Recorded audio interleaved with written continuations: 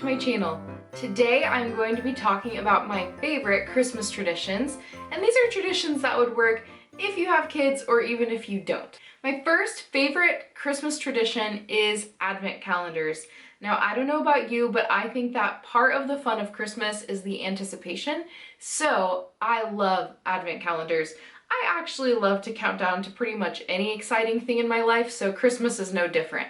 We're going to Disney World in a couple of months, and I definitely have an app on my phone that is counting down day by day when we are going to go, and it makes me so excited. So since I'm someone who loves to look forward to things that are coming up, I absolutely love Advent calendars. In our house this year, I think we have 5 different Advent calendars, which is extremely over the top, but also so fun. So first of all, we have some Advent calendars, the very typical ones with just some chocolate in them, and our daughter absolutely loves it. I mean, she looks forward to that little tiny piece of chocolate every day, all day long. She asks about it, and we get it at the same time every day for her.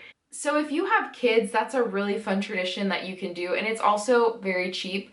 I think the Advent calendars that we have are from Aldi, so we each have one. They're very affordable, and it's just something fun to look forward to as a family every day. So this year it was so exciting because my best friend Sarah actually bought me an Advent calendar, and not only is it an Advent calendar, it is a Harry Potter Advent calendar. Let me show you. Do do do do do do do do do do do do. Okay, so this is my Harry Potter Advent calendar, and inside you open it up and there is a different pair of Harry Potter socks every single day. Well, not every single day, for 15 days leading up to Christmas. So I did start it at the beginning of December, but I kind of skip a couple days because it doesn't take you all the way up to Christmas. That way I can finish around Christmas time. What I really like about this one is that they don't show you on the back or the front what socks you're getting. So it is a surprise like every single day. So today I opened this one and I think these are my favorite so far. They're actually little golden snitches. You can see them there. Yeah, they're pretty cool. So I will definitely be wearing these over Christmas. Thanks, Sarah. My husband Nick also has an Advent calendar this year that I got him, and it is a Star Wars Lego calendar. Now these things are not that cheap. I think it was about 30 bucks, but the joy it brings him is worth every penny. It's actually a minifigure calendar, so just to show you a couple examples, there's a little tiny Chewbacca and he's super cute. And it also has little ships like this. I am not a Star Wars buff, but I think it's called like an X-Wing. It's shaped like an X, so I'm guessing. So it may seem silly to kind of look forward to Christmas using these silly little Lego toys or Harry Potter socks or chocolate or whatever, but I do think that it kind of represents this season, and Christmas is a season of anticipation. The world was awaiting a savior, and because that is much more important than getting a Lego every day or a piece of chocolate every day, I think it's really important to keep in mind the real reason for Christmas as you are going about the month of December. So one thing that's really a cool tradition to do with your family or on your own is to read the Gospel of Luke. The Gospel of Luke actually has 24 chapters, and they give a really good description of Jesus's birth and his story of his life. So if you read every night leading up to Christmas one chapter of Luke, by Christmas Day you'd have a really fresh perspective on the meaning of Christmas and just a reminder of what God has done for us. If you have really young kids and they're not quite able to understand the Bible stories yet, you could always pick up a copy of the Jesus Storybook Bible. This is a really cool resource. It's written in more kid-friendly language. There's like pictures, and they do have a really cool Christmas story one where they talk about Mary and Joseph and going to Bethlehem and the birth of Jesus, and it's just a really cool resource. Mine has really tiny print because it is the bilingual edition. If you just got the plain English edition, it would actually be bigger print on there for you. So if you have kids, that can be a really great resource, but otherwise just reading the book of Luke is also a really awesome way to celebrate the season. Okay, now I do not have a visual for this one because that would be very difficult to do, but my next favorite Christmas tradition is going and seeing a live performance of some sort. Now I know this is not possible for every family, especially if you have really young children. They may not be ready. Our daughter is not ready. She can barely sit through a movie, let alone a whole performance. But something I loved doing as a kid was going to see a play or a ballet. So my favorite things to see are actually A Christmas Carol, the play version, is so fun. I love to see it. I would see it every year if I could. But on other years, I also love to see the Nutcracker Ballet. The first time I saw it, I think I was in 4th or 5th grade, and I just thought it was the most magical thing. And I fell in love with the story. Even though there's no talking in it, it's just music and dancing, I loved it. And so even as an adult, I love to go to a local performance of it. I love going to see theatrical performances any time of year, but I really think it's fun to go see 1 or 2 performances at the Christmas season. This year we get to see A Christmas Carol because my mother and father-in-law bought us tickets, so I'm really excited to go see that with everyone.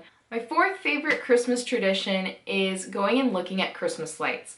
Now, I am not the type of person who puts a lot of lights outside of my house for Christmas, just being honest.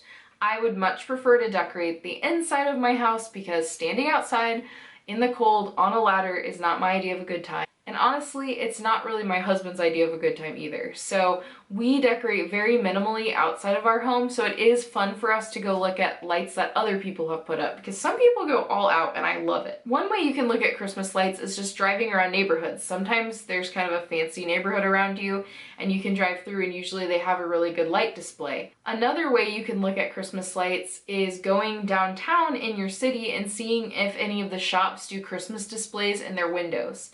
We live in a pretty small town in Ohio, and even our town has Christmas light displays in their windows, and it is fun to walk around and look at them, and that is a totally free, kid-friendly activity that you could do with your family. Number 5 of my favorite Christmas traditions is Christmas caroling. I'm someone who loves singing, so singing for any reason is fun, but you know, like they say on Elf, the best way to spread Christmas cheer is singing loud for all to hear. When I was in high school, my friends and I were all in choir. We were total nerds, and we decided that it would be a really great tradition if we all went Christmas caroling around our town.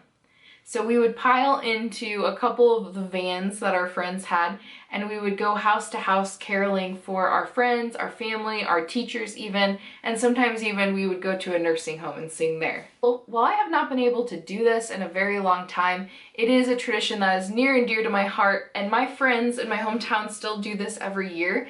I do not live by them anymore, so I can't always make it over there, but when I can, I love to participate.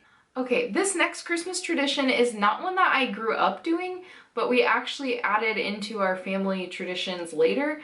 My husband's parents found this idea, and it's with this little pickle ornament here. Some people know about this, but basically this is supposedly a German tradition, and what you do is either after you decorate the tree, your parents would hang this on the tree somewhere hidden, and whichever kid was the first kid to find it would get a special little treat. So it could be like candy, it could be a gift card, it could be a little present.